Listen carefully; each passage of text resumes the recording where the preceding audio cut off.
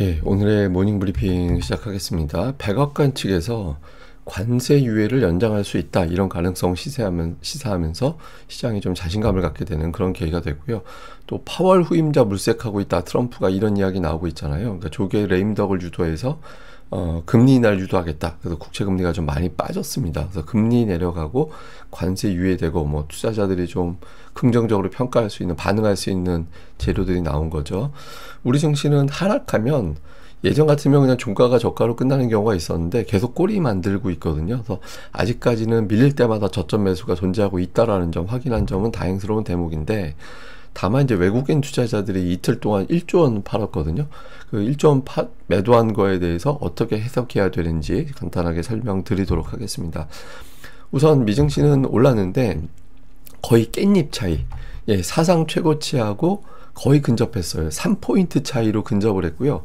장중 기준으로 최고치는 오늘 장중에 올라갔던 폭이 1포인트 차이까지 근접했었거든요. 그러니까 사실상 미증시는 사상 최고치가 됐다, 이렇게 봐도 무방한 그런 수준이 됐죠.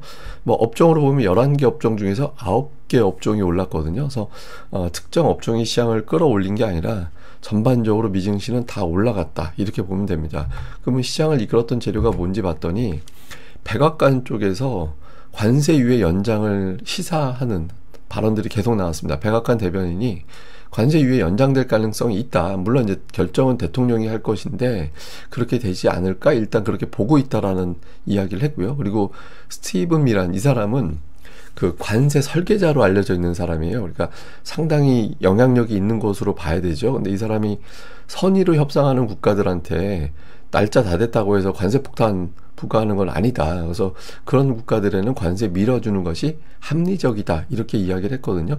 그러니까 선의로 협상하고 있는 국가는 제가 보기에는 우리나라, 일본, EU, 인도 뭐 이런 나라들 이야기할 가능성이 높아요. 그래서 어쨌든 현재 협상이 진행 중이라면 뭐 일부 본보기로 관세 부과하는 나라도 있긴 할 것 같은데 전체적으로는 7월 9일 이후까지도 밀어주겠구나, 이런 기대를 갖게 된 거죠. 그래서 이런 점들이 투자자들을 안도하게 만드는 그런 요인이 됐고요. 그리고 전일 나왔던 보도, 월스트리트 저널에 나왔던 전일 보도에 트럼프가 이제 9월, 10월 사이에 파월의 후임자를 지정할 것 같다, 이런 보도가 나왔잖아요. 뭐 베센트라든가 케빈 헤셋이라든가 뭐 이런 사람이 유력하다고 하는데, 어쨌든 이게 의도가 있는 거죠.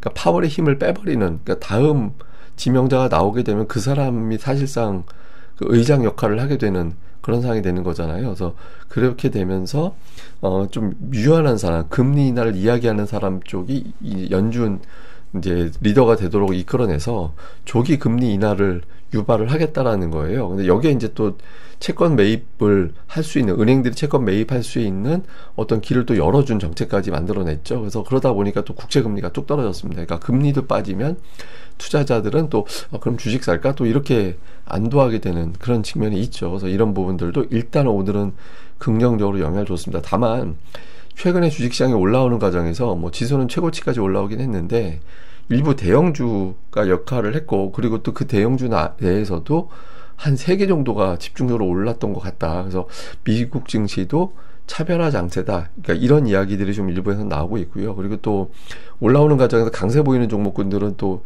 공매도 세력들이 당하고 있잖아요. 예를 들면 팔란티어에서만 70억 달러 공매도 세력들이 손실 입었다, 뭐 이런 내용들도 이제 나왔습니다. 그리고 미국 지표들도 이날 여러 개가 나왔는데 1분기 GDP 확정치가 마이너스 0.5% 나왔거든요. 그러니까 잠정치보다 낮아졌는데 이건 2분기에는 무조건 플러스 났을 거예요. 왜냐하면 GDP가 떨어진 데에는 수입이 엄청나게 증가해서 떨어진 거거든요. 그러니까 수입이 증가되면 국내 총생산은 줄어들게 되잖아요. 왜냐하면 다른 외국에서 만든 걸 들여왔기 때문에 그만큼 그 나라에서 생산할 필요가 없어지게 되니까 GDP는 떨어지게 됩니다. 근데 그게 관세 때문에 미리 수입 늘리느라고 그렇게 된 거라서 수입 늘어난 게 2분기에는 줄어들었을 거 아니에요. 그러니까 2분기 GDP는 무조건 플러스가 났을 거예요. 그래서 마이너스 성장이네, 이렇게 이제 걱정할 정도는 아니었다라는 거죠. 그래서 오늘 어쨌든 지표들은 이제 뭐 대체로 무난하게 나왔다, 이렇게 해석은 했던 것 같습니다. 그리고 이제 연준 인사들 발언, 특히 그 파월 의장 후임 이야기가 자꾸 뉴스에서 나오는데 저는 그냥 언론 플레이 같기도 한데 실제로 뭐 저렇게 할지는 잘 모르겠는데, 근데 어쨌든 연준 인사들 발언은 대체로 신중해요. 뭐 토마스 바킨이나 수전 콜린스라든가 마이클 바라든가 뭐 오스틴 굴스비 이런 사람들은 대체로 비슷합니다. 상황 보고 나서 판단해야 돼. 몇 달 정도는 더 지켜봐야 돼. 이런 취지로 이야기를 하고 있고요. 그리고 그렇지만 메리 데일리 같은 경우는 가을에 금리 내릴 것 같다. 그러니까 뭐 가을이라고 하면 9월 이야기하는 거거든요. 9월에 금리 내릴 것으로 본다. 그러니까 이 사람은 세 가지 시나리오를 제시를 했어요. 그러니까 관세가 인플레이션을 자극할 가능성, 다음에 일시적으로만 자극할 가능성, 아예 영향이 없을 가능성. 근데 이게 이 중에서 영향이 없을 가능성 그 확률이 점차 올라가고 있다라는 거예요. 그래서 뭐 이렇게 가면 가을에 금리 내릴지도 모르겠는데, 그러니까 이런 이야기를 했는데, 다만 이제 지금 연준 인사들의 상당수는 좀 지켜보자 일단은, 그러니까 이런 신중론이 조금 더 이제 많았던 것 같습니다.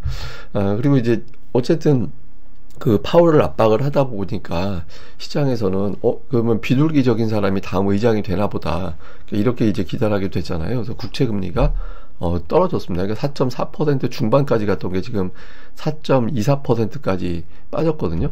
그리고 9월에 금리 인하할 확률이 한 달 전에 60% 정도였고 일주일 전에 한 64% 정도였거든요. 근데 지금은 92%예요. 근데 실시간으로 오면 95%까지 올라갔거든요. 그러니까 지금 투자자들은 9월에 금리 인하하는 거를 거의 단정을 하고 있는 그런 분위기입니다. 근데 제가 봐도 트럼프가 그 관세 7월 이후에 폭탄으로 맞서지 않는다라면 9월에 금리 내릴 것 같긴 하거든요. 근데 어쨌든 이게 금리 인하 확률 높아지고 국채 금리는 빠지고 이런 조합이 만들어지고 있죠. 근데 국채 금리는 더 빠질 가능성도 있어요. 그러니까 연준이 그 SLR 이라고 이걸 이제 하향한다라고 이야기를 했는데, 이건 뭐냐면 그냥 쉽게 얘기해서 은행들이 돈 이만큼은 가지고 있어, 무조건 현금 이만큼은 무조건 쟁겨놓고 있어야 돼, 그렇게 이야기를 한 거거든요.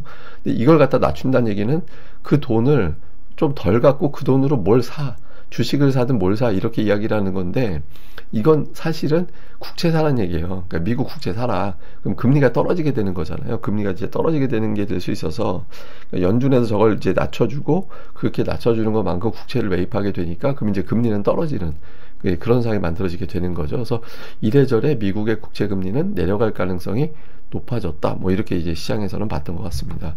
그리고 주요 종목으로는 뭐 엔비디아 오늘 뭐 소폭이긴 하지만 어쨌든 플러스가 났고요. 그리고 애플 마이너스, 테슬라 마이너스, 그래서 빅테크에서는 아마존, 메타, 브로드컴 이런 종목군들이 이제 상승하는 그런 모습을 보였고, 다음에 상승률 상위를 보면 이제 인페이스 에너지, 이거는 이제 태양광 관련된 종목입니다. 많이 올랐고, 프리포트 맥모란, 이건 구리 관련된 종목이거든요. 그래서 태양광, 구리 이런 종목들이 올랐고, 그 외에 이제 반도체주들도 상승하는 그런 모습을 보였습니다. 근데 반도체 중에서도 관심을 모은 마이크론 테크놀로지는 오늘 약간 빠졌어요. 재료가 노출된 거죠. 이게 딱 차트 봐도 저점 대비 2배 올랐잖아요. 거의 이제 최근 들어서만 2배 올랐기 때문에 차익 매물이 나오는 건 당연하죠. 근데 이제 증권사들은 일제히 목표 주가를 높였습니다. 근데 높이긴 했는데, 뭐 일부 증권사는 뭐 130달러 대도 있고 140달러 정도 되면 지금보다 10% 정도면은 애매한데, 이렇게 느끼는 투자자들도 일부 있었을 거예요. 그래서 좀 이 정도에서는 일단 재료 노출이 됐고 이미 반영이 되어 왔기 때문에 한번 끊어주자, 이렇게 생각하는 투자자들이 일부 나왔고, 그 영향으로 오늘 뭐 주가가 이제 장중한 때 129달러 거의 130달러 언저리까지 올라가긴 했지만 좀 밀리는 이제 그런 모습을 보였던 것 같습니다. 그리고 이제 최근에 공매도 세력들이 여기저기서 당하고 있다고 하는데, 팔란티어에서 70억 달러 깨졌대요. 그래서 이게 이제 주가 올라가고 하면서, 이게 근데 최종 확정된 손실은 아니죠. 이게 나중에 또 주가가 어떻게 될지 모르니까, 이미 300% 올라간 종목이 더 올라갈 수 있겠냐. 그래서 아직 공매도 세력들이 남아있다고 하는데, 그래서 이것 때문에 일부 증권사에서는 뭐라고 얘기하냐면, 최근에 주가 올라온 게 공매도 숏커버로 올라온 거라서 질적으로 좋은 것 같진 않다, 뭐 이렇게 주장하는 증권사도 일부는 있긴 합니다.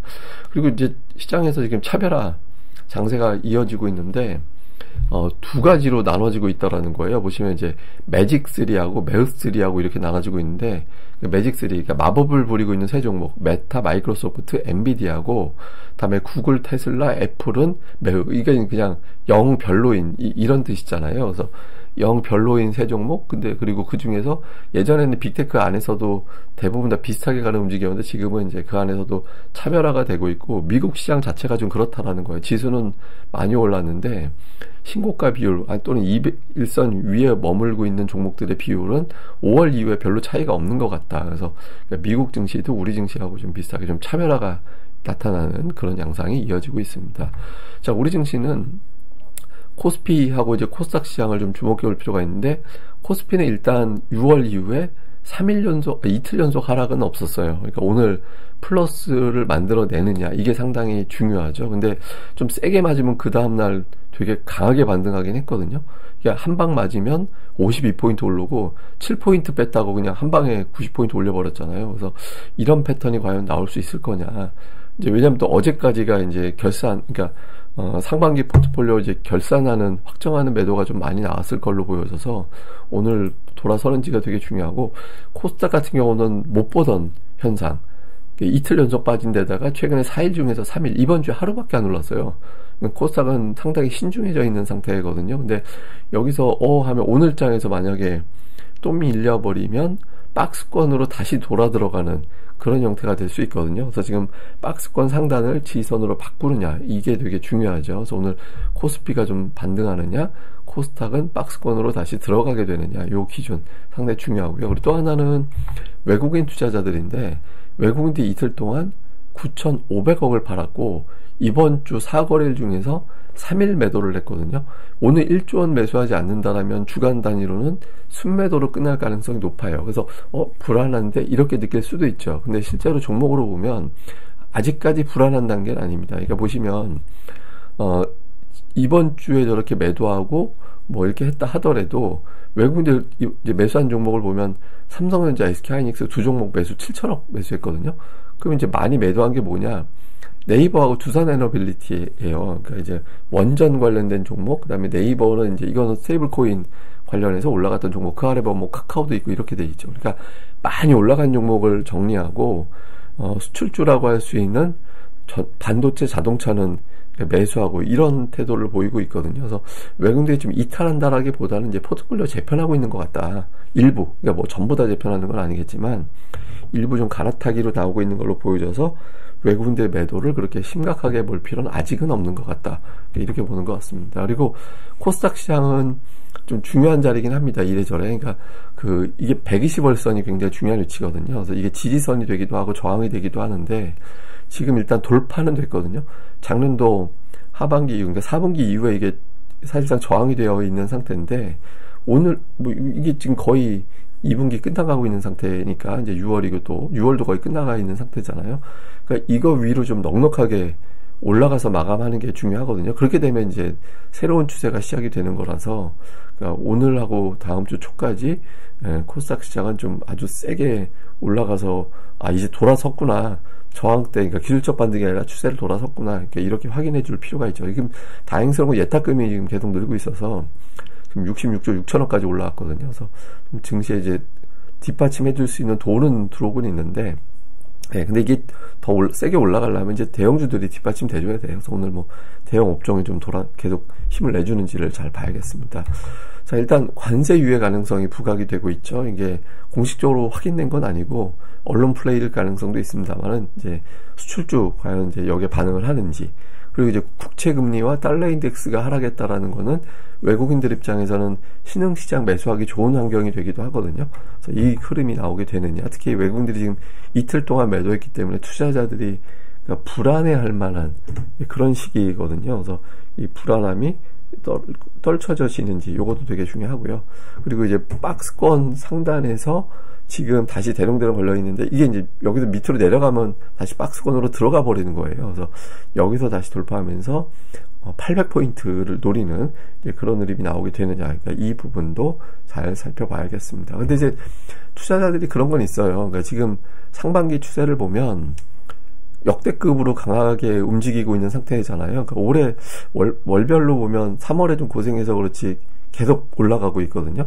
근데 투자자들은 약간 그런 걱정은 있어요. 그러니까 이게 이제 예전에 비슷한 사례가 2021년도에 상반기에 계속 올라갔는데 7월부터 하락해서 상반기 상승, 하반기 하락 이렇게 바뀐 적이 있었고, 그러니까 2017년도에도 상반기에 저렇게 좋은 장이 만들어졌는데 이제 하반기 7, 8, 9월에 어정쩡하게 움직이고 그 10월에 한번 올라갔다가 또 11월, 12월에 또 빠지고 이렇게 돼서 이게 좀 상반기 올라가면 속도 조절하거나 좀 꺾이는 기억이 있어서 이제 투자자들이 좀 조심스러워하는 그런 흐름이 나온 적이 있었거든요. 근데 이제 제가 몇 번 말씀드렸지만 대세 상승으로 판단이 되는 시점에서는 그러니까 PBR 1.3배까지는 올라갔었다. 그래서 지금 1.0302 요 정도 왔다 갔다 하고 있는데 단기적으로는 속도 조절은 나올 수 있고 이제 변동성은 나올 수는 있을 거예요. 그렇지만 이제 시장 추세 자체가 좀 바뀌었다라는 점에서 보면 계속 반복적인 이야기입니다만 지수에 의미 두지 말고